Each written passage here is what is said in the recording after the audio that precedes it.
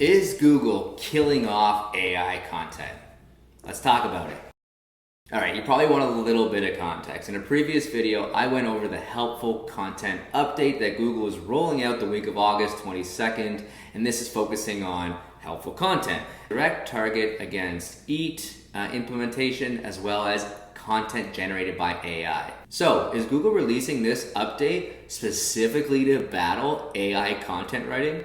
If you're in marketing, you've definitely seen AI copywriting somewhere, whether it's through Jarvis, copy.ai, Phrase. Tons of tools have been funded over the last couple of years and are blowing up in their implementations. Essentially, the content writing is getting a lot stronger. It's getting a lot harder from a human eye to detect what content is AI generated. Now, that doesn't mean Google can't detect it. And right now, there are tons of tests going out from all these gurus and experts in the space who are trying things like writing 1,000,000 words and seeing how Google interprets that content. Well, relying completely on AI is not exactly what Google has in mind for helpful content.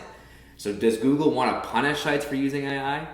To be honest, we don't think it's a direct punishment. We just think it's a way to keep editors in check to make sure they're properly editing their content, even if it's generated through writers or AI, to ensure it's helpful. They don't care if it's which way content's created. Google's purpose is to supply a searcher with the results they need to answer their query. And if that's created through AI writing versus a human writer, that's fine. But what they do want to make sure is it's accurate and it's helpful for their user. And just putting in a topic into an AI generated tool right now doesn't put out strong enough results, in our opinion, to really pass that test. So AI is likely here to stay. Look, it's a very useful tool. We've been running tests. We've tried writing it for our niche sites. Right now, we're still using human writers for all of our content for clients, but there are certain areas where in the process you can help automate smaller tasks. You can generate things like metadata that are less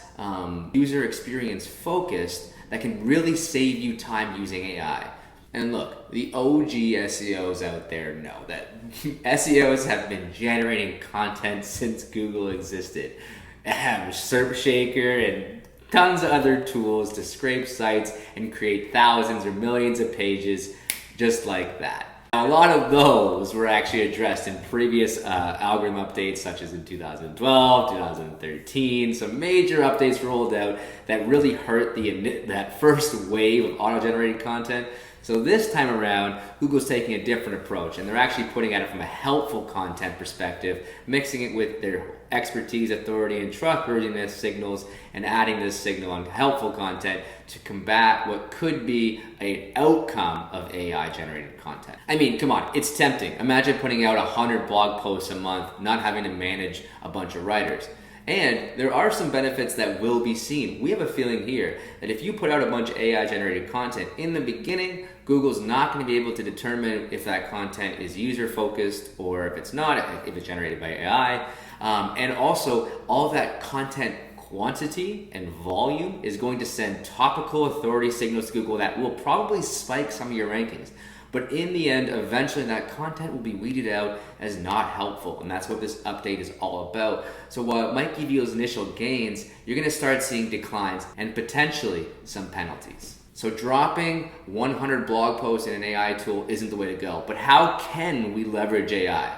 Well, this just means there's more of a shift towards a strong content editing process. You can still have your human writers and having them leverage AI to amplify their storytelling and their voice, and then having editors go through and ensure they're fact-checking and ensuring the content is helpful as per Google's guidelines.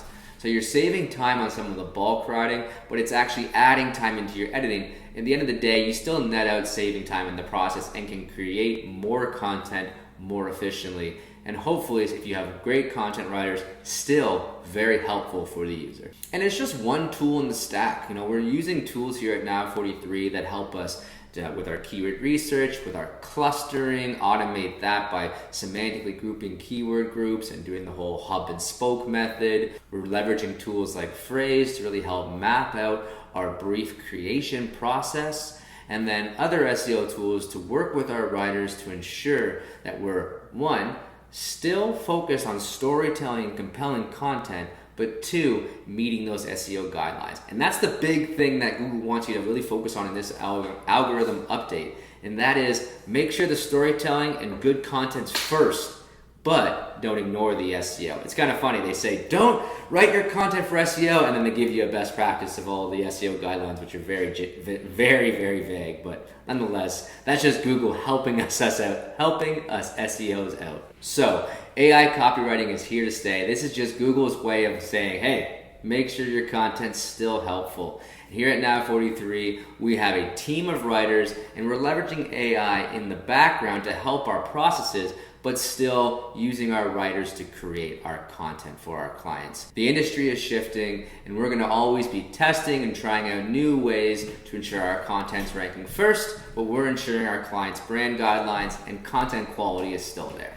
Make sure you're checking out my previous video on the helpful content update. If you like the video, just like down below, subscribe, share. The more people that know this, the better who can test their own AI tools and give us the data we all need to improve our content process. And if you have any questions, there's gonna be a link down below. You can click that, you can get a free SEO op analysis, talk with a specialist about your content writing process for SEO.